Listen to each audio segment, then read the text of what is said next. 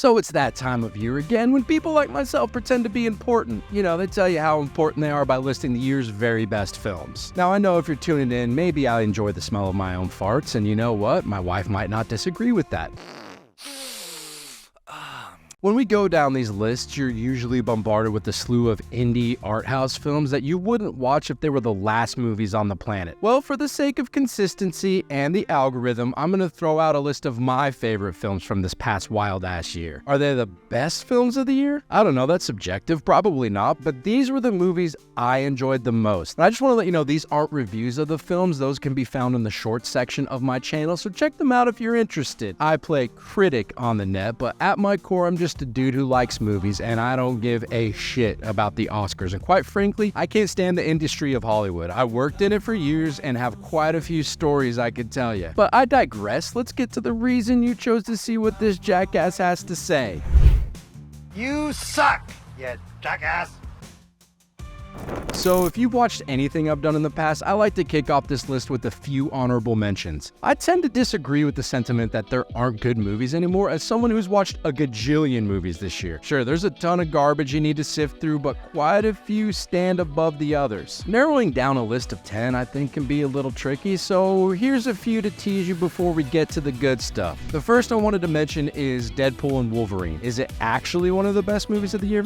No, but it's some of the most fun I had watching a movie in 2024. It cranks up the fan service to 11. It's funny, heartfelt, and very rewatchable. Next is a streaming movie that sat on the shelf for a couple of years, which is usually a bad sign, but this one ended up being the biggest streaming surprise for me all year. I'm talking about Kato Lake. I tend to shit all over streaming movies, but this one was captivating, trippy, well acted, and emotionally compelling. It dropped on Max and is one you should check out if you haven't yet. And lastly, for the movie list equivalent of Foreplay is the criminally underrated Thelma. This ended up being one of the best action adventures of the year, and it's about a 93-year-old scooter-bound grandma. Throw in the final performance of Shaft, aka Richard Roundtree, and you've got a Michelin star level film that will keep you grinning ear to ear for its entire runtime. Alrighty, so now that we got those out of the way, let's get to the good stuff. Let's go while we're young.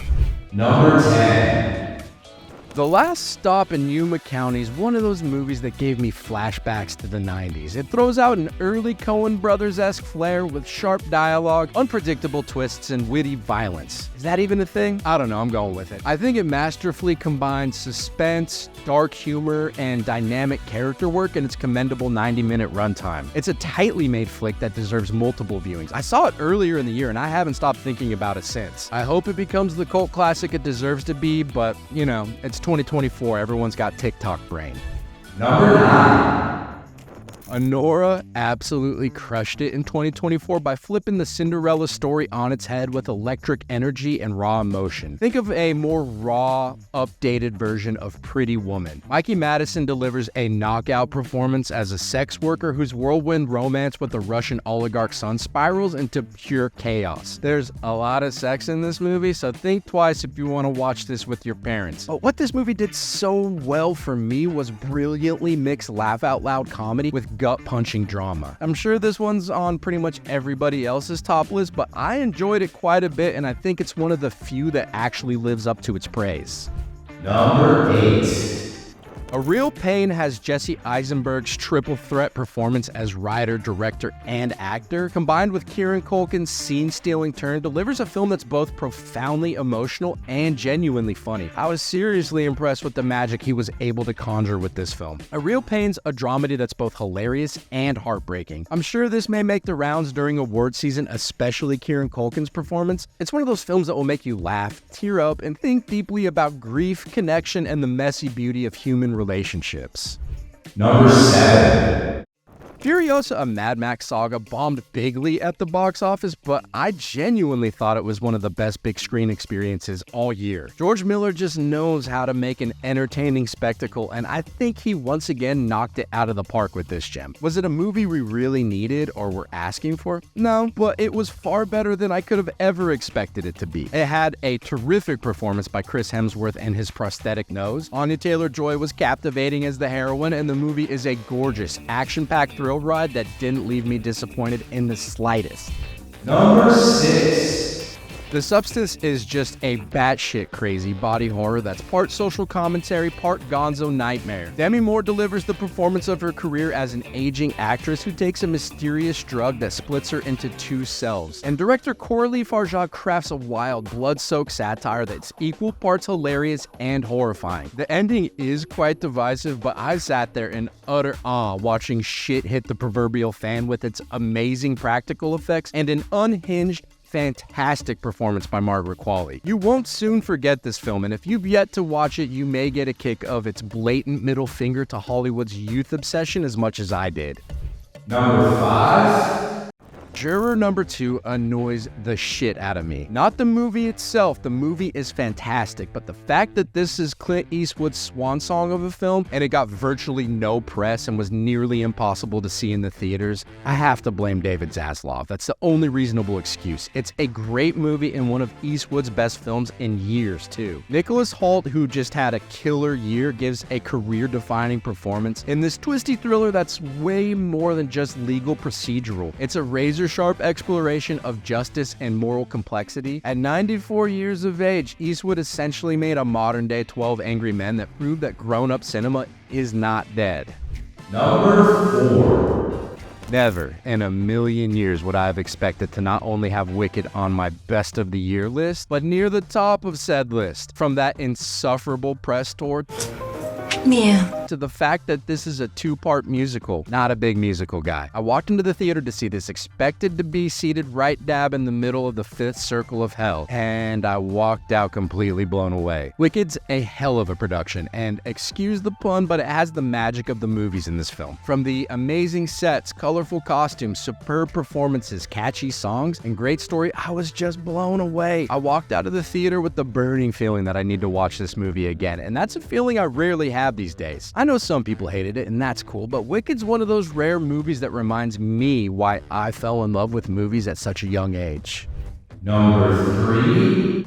I thought Nosferatu was pretty kick-ass, but I'm one of those dudes who will glaze anything Robert Eggers does. And if you've seen the 1922 original, this is a fairly honorable retelling. It's gorgeous, it's dark, it's masterfully directed, and it's gothic horror done incredibly well. I knew when I got a screener for this weeks before it came out that it wouldn't be for everyone, and judging by what I've seen some say, my theory was indeed proven correct. This is personally my favorite film of Eggers, as I thought he crafted a vampire film so stunning and visceral that it makes every other vampire horror movie look like child's play. From the attention to detail, the unique dialogue, and Bill Skarsgård's stunningly transformative performance. Seriously, his performance is so not that of Bill Skarsgård that I feel it will eventually become a Twitter or X conspiracy theory. Also, he dons the best porn stash in the game as Count Orlok in this tale. It's a movie I want to revisit frequently, but in all fairness, I've done that with all of his previous films. Even with The Lighthouse, and that's my least favorite of his, but it's still a banger.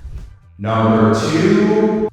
I know, it's weird and I feel almost guilty for putting The Wild Robot at number 2. Because of the implication. But if there's a more impactful movie this year, I'd like to know what it is. I said at the time that this may be one of the greatest animated films I've ever seen, and rewatching it a couple of times since. You're a creep, aren't you? I have kids, okay? I stand by those hyperbolic words. The Wild Robot's a masterpiece that combines dark humor with genuine heart, exploring themes of motherhood and survival in a way that feels completely fresh. It's moving, it's action-packed, it's got cute animals for the kids, and a resonant tale for adults. It's one of those rare movies that's universally loved whether you're 8 or 80.